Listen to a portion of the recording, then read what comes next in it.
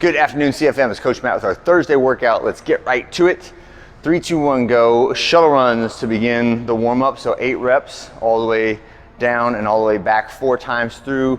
Then we're gonna do 1 time down of high knees, fast feet, and then butt kicks, fast feet on the way back. When you're finished with that, that's just some like general running lower extremity prep warm-up. And I like the hip flexor activity as well as the hamstring activity in the high knees and the high heels.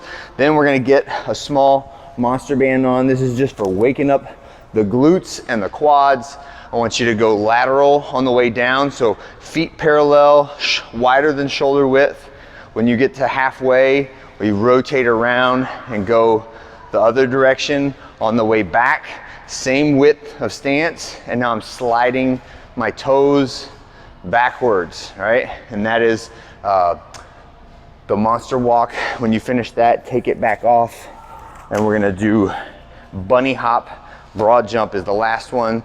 So on the way down, I'm doing bunny hops, just popping the toes. Again, that motion, the bunny hop should come from the foot and the ankle and not from the knees, all right? So even if they're very small little hops, that's better than a larger, slower one that is driven from the knees. So what we're working on the bunny hop is lower extremity resilience and springiness. And then the last one on the way back is broad jump. So now we are using the knees. Throw those arms back, jump, land, stabilize yourself, reset. Jump, land, stabilize yourself, reset. We get through that 2 rounds and then into our deadlift warm up and kettlebell swing practice. So I want you to do heavy kettlebell swings in the workout. And I want you to do heavy kettlebell clean and jerks in the conditioning, but I don't want you to start off heavy. So start off at a moderate weight and then work your way up to it, okay? And the kettlebell swing that we're doing is Russian today, so that means it's only going to the eyeball height.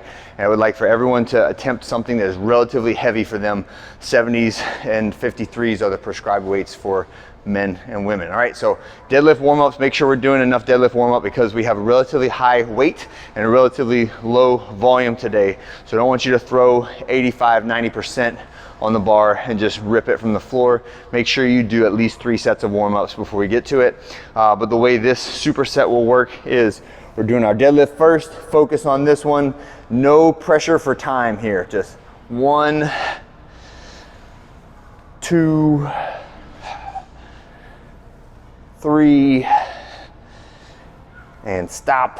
All right, and then you can kind of stand, shake it out, rest a little bit, and then we're going to our superset exercises. The first one is a 30-second Superman hold. So this is all posterior chain. I would like you to focus on the glutes and the shoulders as opposed to your spine, right? So try not to arch your spine away from the ground. Try to just reach your shoulders up and squeeze your glutes, right? So we're trying to stabilize all the stuff around the spine on this one as opposed to using the muscles on the spine to create more extension in the back, all right? Next is 15 reps of our heavy Russian kettlebell swing. So just to eyeball height, making sure we are snapping the hips. Should feel that pop of the hips every single time we swing the kettlebell. Next one is using the same kettlebell, or if you need to use a different one, or if you can use a heavier one, that's fine, but heavy single arm rows. So I'm bracing one elbow on my knee, or I'm gonna put my hand on a bench and then rowing from the ground up until my hand touches my chest, right? If you get to say like 6 or 7 and you can't get your hand to your chest anymore, then that's an indicator that the weight is too heavy for you on that one. And then the last one is some eccentric pull-ups.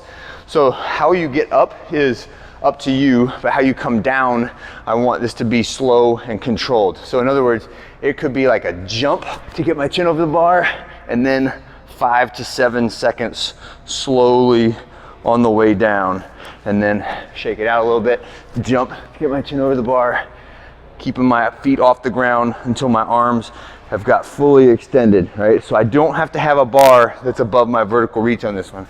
You can jump to get to the top, but as long as you slowly lower yourself down, that is what will meet the intent for this workout. You can also have an adjustable pull-up bar that is at a very low height and keep your feet in contact with the ground the whole time.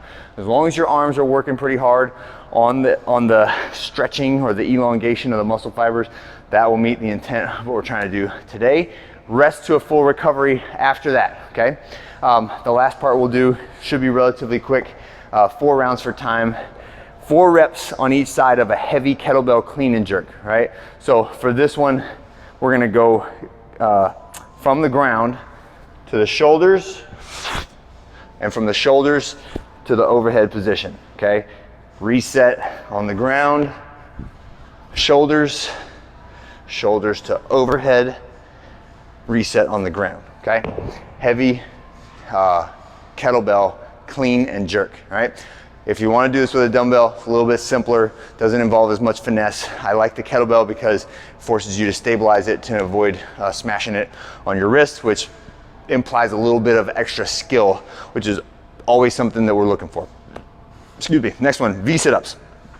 All right, so from the ground, laying all the way out, reaching up and trying to touch the toes. If the V sit-ups are really challenging or hurt your back at all, bend your knees a little bit and do like a tuck sit-up. And if that is still no good, then do our regular sit-up with our knees butterflied outward, and then finish with a 200-meter run. 4 rounds of that for time. Should be a relatively quick workout.